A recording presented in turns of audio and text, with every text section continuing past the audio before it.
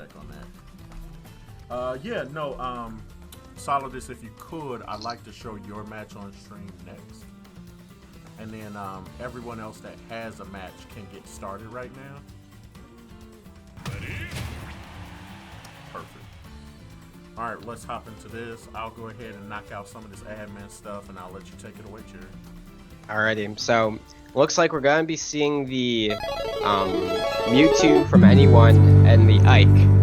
So, pretty interesting matchup. You don't get to see Mew-Two very often. I think we saw like one a couple weeks ago now. But they're going to Final Destination, and I think that this stage definitely can help out Mew-Two. Mew-Two is a character that he has some pretty decent normals. His multi-jab is really good. His Kfair is a really good aerial with how quick it is, as well as how damaging. He's got some decent throws with a good back throw as a kill throw, as well as a secondary up throw as a kill throw that's a bit less deadly. His down throw at 95% can set up for some really nasty kill confirms into Kfair. So like right about this percent now, we're going to be starting to see that kind of stuff. But all of it, and then on top of all that, he has such a great jump and recovery with that up B, and that was stock like really early. I believe that was just about 100% for him. But the interesting thing about this character is that in other games, especially Smash 4, the game prior to this one, was that he was so good in that game just due to how good of presence he had in the air. And in this game, it's kind of the opposite. He has such a bad presence on the ground due to how long his tail is and how light he is. It's similar to like Sephiroth, where he's a big guy and he's very light. They're actually the same weight. So like they both kind of have that issue where like if you ever get hit at a weird like place, you're gonna die really early. Right. However, that does not seem to be affecting him very much so far. Right now, yes.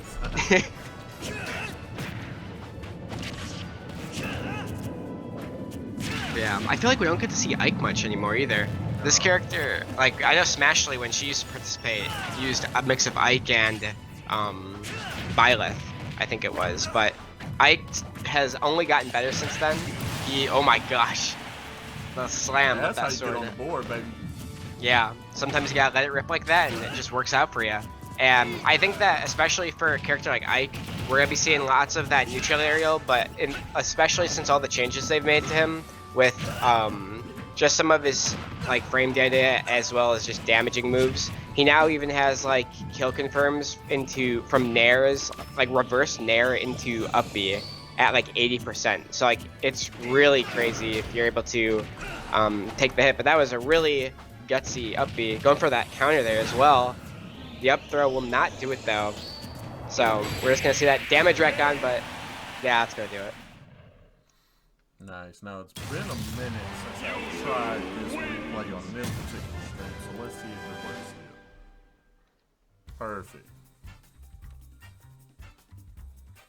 Yeah, funny enough, we were featured on PC Gamer Magazine's Twitch this past Tuesday for Street Fighter, and for the weirdest reason ever, like, the replay was starting before the animation finished.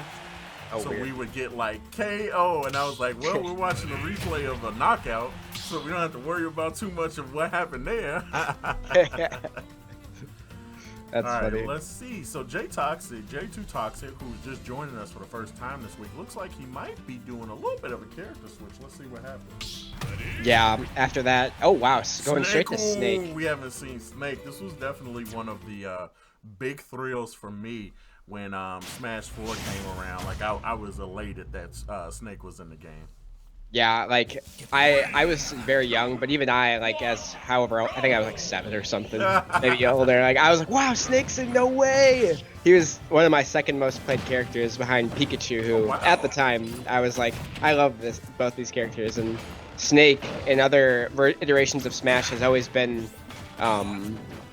like very popular, just because you can get so creative with his grenades, as well as just other tools like his C4 and other stuff. But look at that, such an early stock off of anyone, or by anyone. I think that's kind of because if you let Snake live, like, at all, as soon as he gets to extremely high percents, it gets really hard for you to kill him, which sounds weird and like kind of confusing. But essentially Snake if you allow him to live, he can kind of just get out of any sort of kill confirm or kill combo just by pulling a grenade or by using his uppy to kind of just fly away and then throw stuff down at you. Yeah. And it gets really tedious after a while. So see how he goes so high there? That's what they'll do, and they can kind of just continue to do that. And while it really isn't that helpful, it was really hard to kind of punish that if you're not expecting like a certain move, like a down air from Snake or like a grenade or something along the lines of that.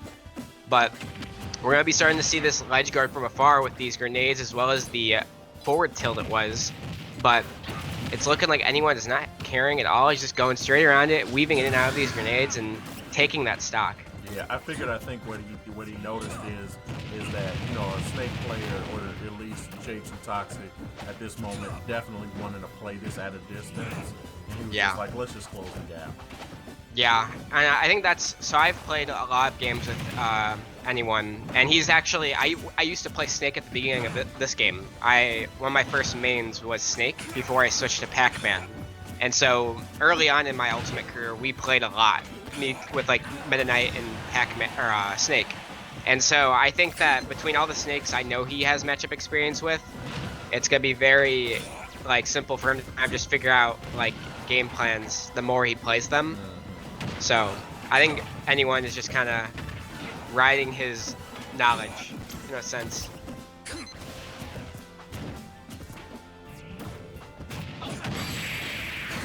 And there it is. Oh, not yet.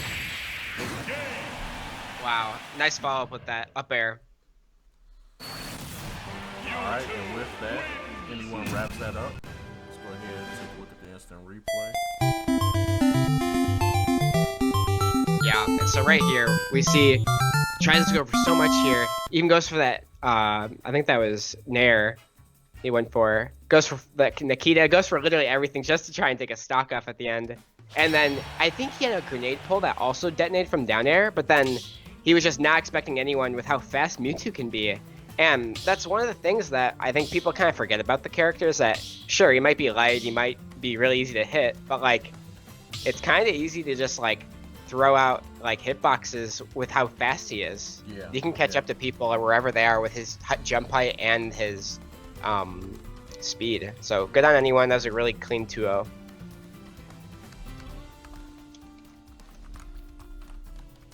And with that, we're getting ready to have Solidus and Swag Flu hop in.